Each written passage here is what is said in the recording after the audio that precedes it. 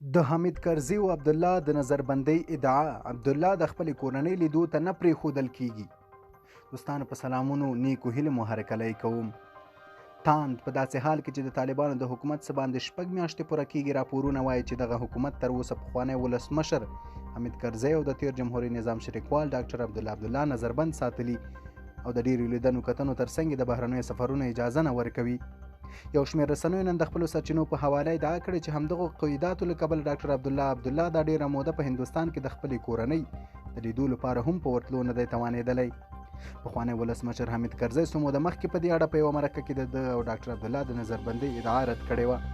ښاغلي کرزي څو موده مخکې په یوه بله مرکه کې په ضمني ډول تایید کړه چې یو شمېر هیوادونو ته د رسمي سفرونو ممانعت شوی دی. طالبانو حکومت او ډاکټر عبدالله په دې اړه څه نه دي ویلي.